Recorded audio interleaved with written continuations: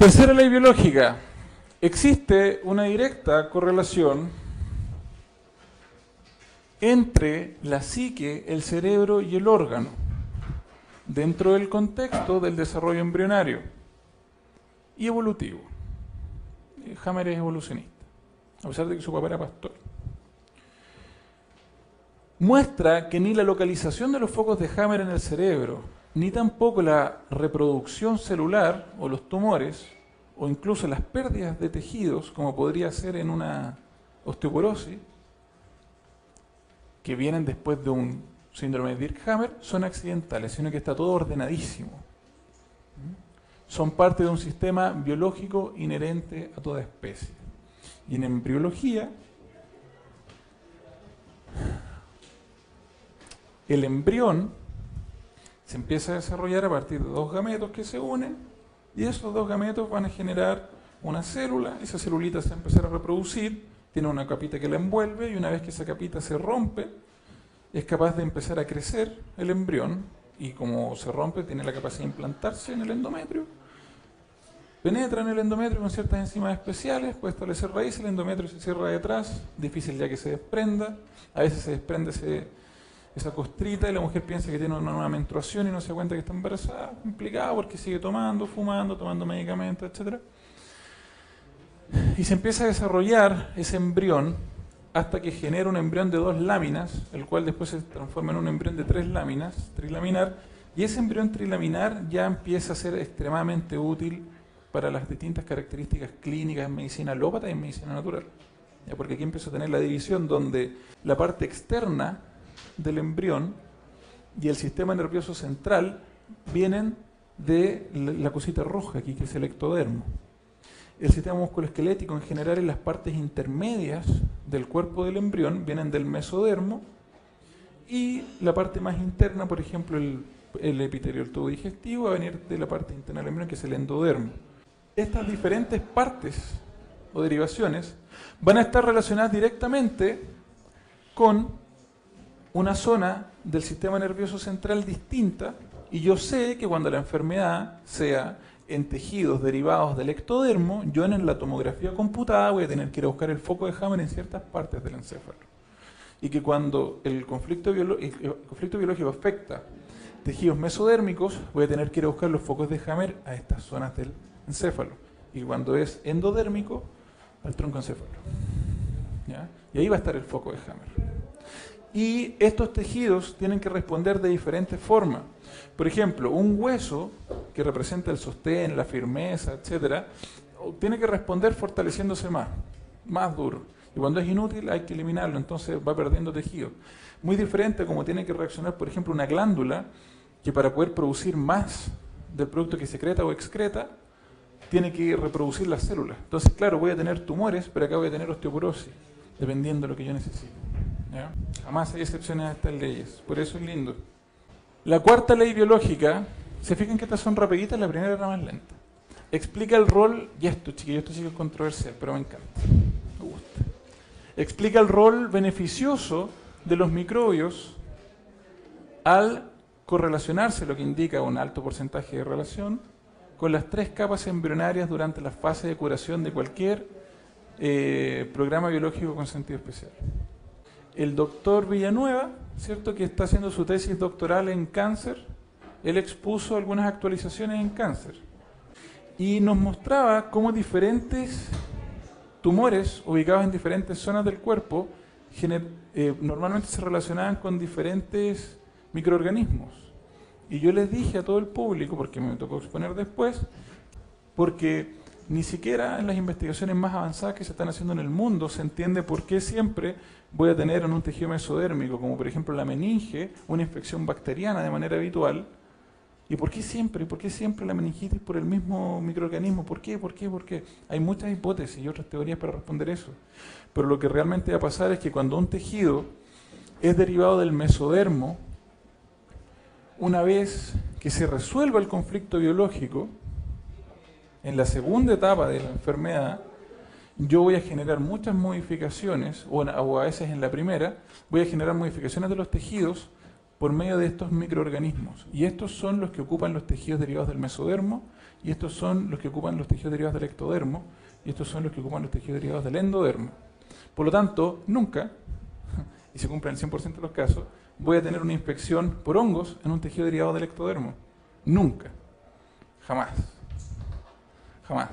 Pueden haber errores en las biopsias, en las necropsias, pero si yo lo reviso bien, me voy a dar cuenta de que no hay infección por hongos en una neurona. Nunca. ¿Por qué, le preguntas tú a un anatomopatólogo o un microbiólogo? No sé. Pero tú le preguntas a Jaime y te dice que por qué. Entonces, nosotros vamos a tener, en un cuadro resumen, que me gusta mucho a mí este cuadro, que diferentes partes del sistema nervioso central van a contener el sistema neuronal que todavía no se sabe qué es lo que tiene de especial, pero que tiene la capacidad de desencadenar respuestas en los órganos para poder enfrentar un conflicto biológico. Aquí van a estar las neuronas encargadas de las respuestas de órganos derivados del endodermo, como el epitelio del sistema digestivo. Me refiero a la parte interna del tubo digestivo. Acá, los tejidos mesodérmicos, como los huesos, los músculos, los cartílagos, los tendones, los vasos sanguíneos, el sistema linfático, la dermis, etc. Y acá, en la parte roja, van a estar las células encargadas de generar los programas biológicos con sentido especial biológico para poder responder a los conflictos biológicos de tejidos ectodérmicos, el mismo sistema nervioso, la epidermis, etcétera, unas partes de los genitales, distintas cosas. Y yo lo que voy a tener, ¿se acuerdan? Un tono normal del sistema nervioso autonómico, simpático y parasimpático. Se presenta el conflicto, se desarrolla un síndrome de Dirkhammer, el conflicto evoluciona en una X cantidad de tiempo, se soluciona y viene la segunda etapa. La primera etapa va a durar X cantidad de tiempo. ¿Cuánto dura la segunda etapa? Va a durar aproximadamente X cantidad de tiempo. Pero esta segunda etapa, tengo una fase A y una fase B separadas por este pic que tiene el gráfico. La etapa A va a durar hasta 21 días.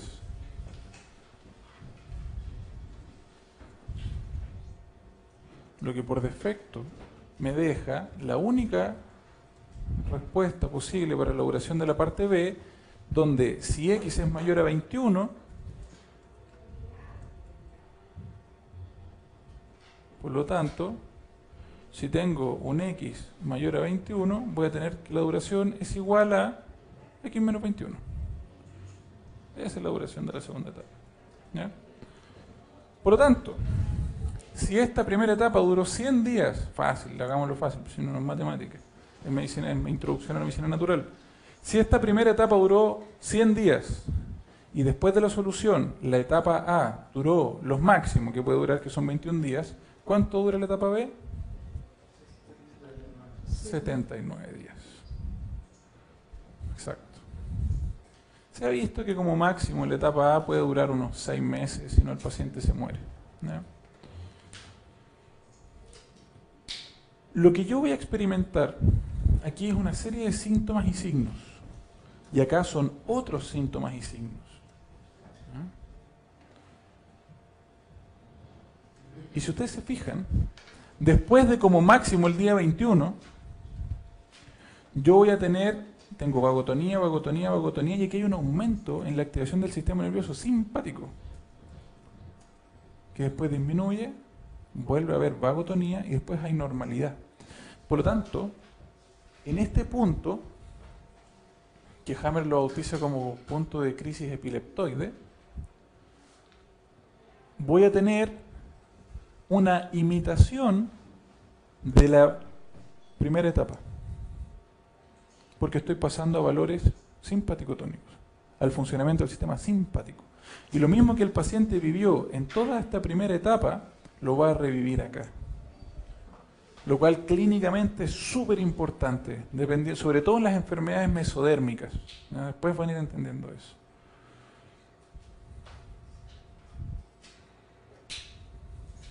En el cáncer también de tejido mesodérmico es súper importante.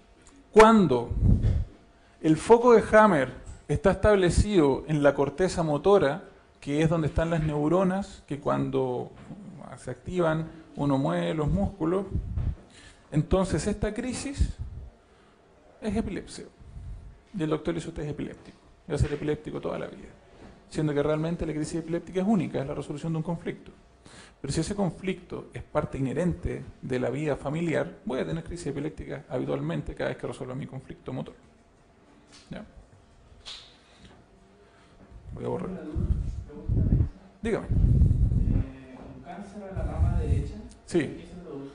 Habitualmente por separación de la pareja, o riesgo vital de la persona que uno identifica como un igual, que habitualmente es la pareja. En una mujer diestra, si fuera una mujer zurda sería por el hijo. Y depende si es pre o posmenopáusica también. ¿Ya?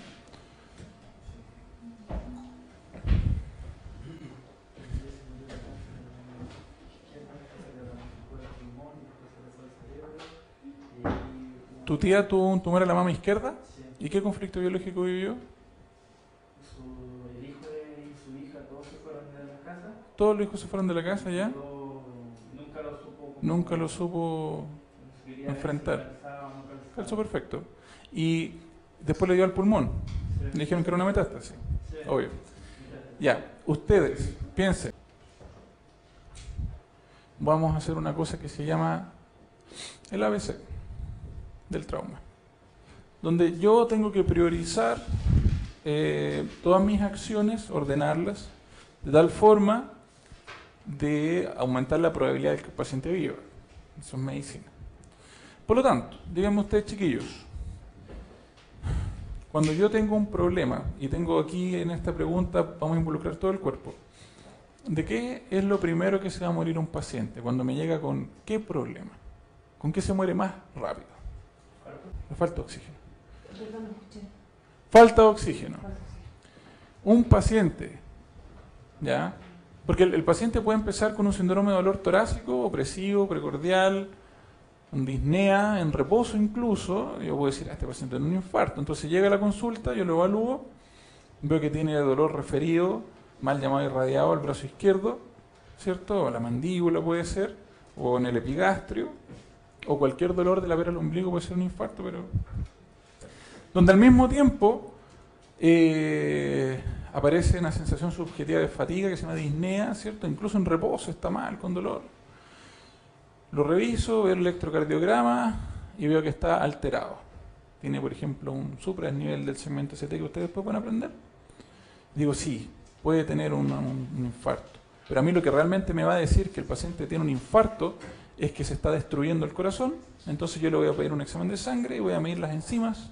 Si el infarto es reciente, me va a servir la relación CK-CKMB, que son enzimas musculares versus enzimas exclusivas del corazón, donde yo digo hay mucha más destrucción cardíaca que cualquier otro músculo. Este paciente se le está muriendo un pedazo del corazón, tiene un infarto. Y eso se va a morir, porque las células del corazón no le van a llegar oxígeno. Pero entre que me llega con ese electrocardiograma malo, el paciente puede estar con dolor hace 1 o 2 días, me llegó ahora, incluso si en el mismo día todavía voy a tener las enzimas alteradas y lo puedo tener bajo observación, y se me puede estar muriendo durante la noche, igual es harto rato. Ya, si yo meto a un paciente debajo del agua, ¿cuánto rato se muere? Ahí se muere al tiro, unos minutos, ciertos minutos. En cambio con un infarto se muere en horas, o a veces ni se muere también. ¿Ya? Entonces cuando el paciente le dice ya, que yo hace como 3 semanas, o no, mucho, hace 1 semana me dolió aquí, me dolió el brazo izquierdo, pero en verdad no vine, pero en verdad mi señora me retó tanto que al final vine igual, entonces quiero saber qué tengo. Entonces el cardiólogo le va a pedir otras enzimas, troponina, por ejemplo, le va a pedir, que son enzimas que tienen otra curva, duran más, yo puedo saber si el infarto tuvo hace tantos días o no. Entonces, oxígeno. De tal manera que en el ABC del trauma, cuando me llega un paciente y está botado en el suelo así porque lo atropellaron, a mí lo primero que me interesa saber es si la vía aérea está permeable. A de airway. Estamos como el profesor Girafales. Airway. ¿Ya? Por lo tanto, esa es la vía aérea.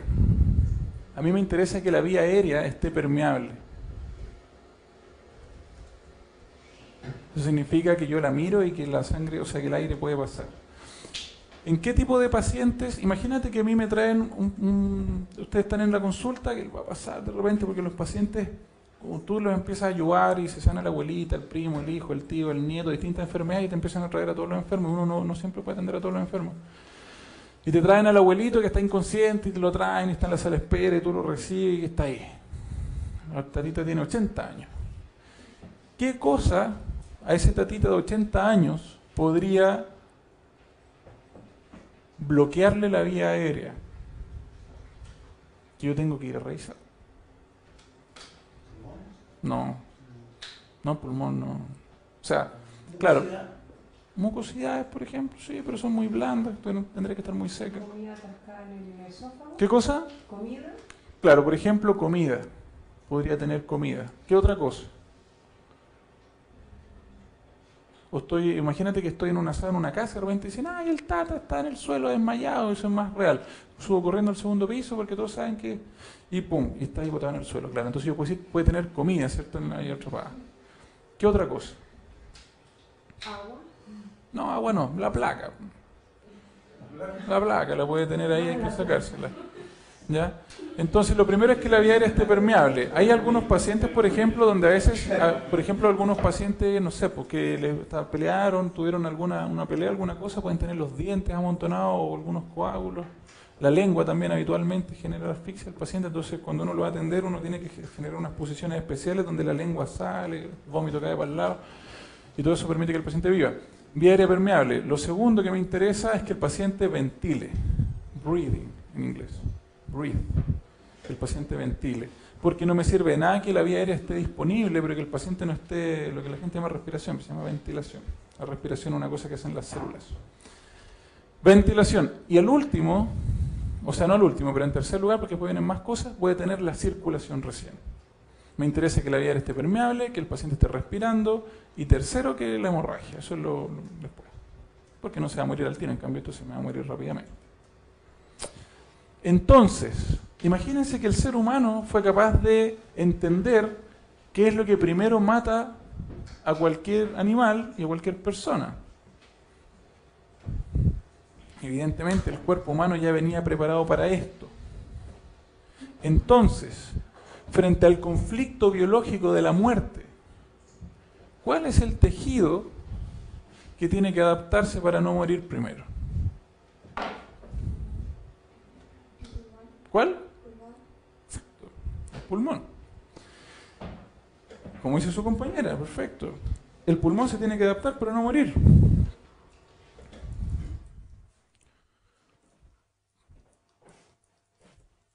¿Por qué no me hace caso esto?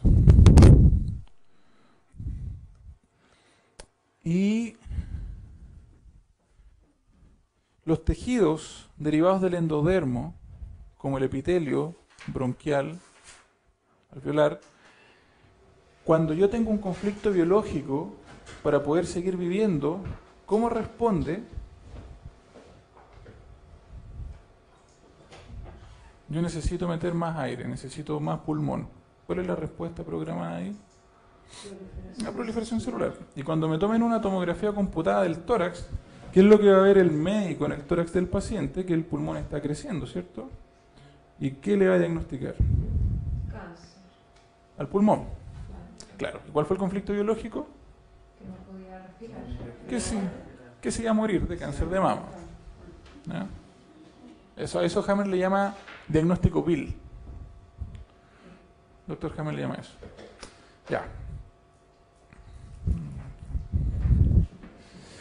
Bueno, quinta ley biológica. Toda enfermedad es parte de un programa con significado biológico creado para asistir a un organismo a resolver un conflicto biológico, como resumen de las 4 otras.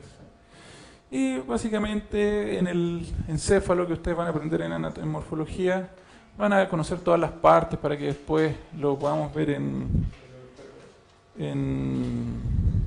las diferentes asignaturas. Se van a dar cuenta que dependiendo en la zona del cerebro donde se pueda localizar un foco de Hammer, por ejemplo, cuando sea en la corteza motora, siempre y cuando el conflicto sea motriz. ¿Qué conflicto es motriz? No pude escapar, no pude esquivar y no pude hacer. ¿Ya? Son conflictos motrices.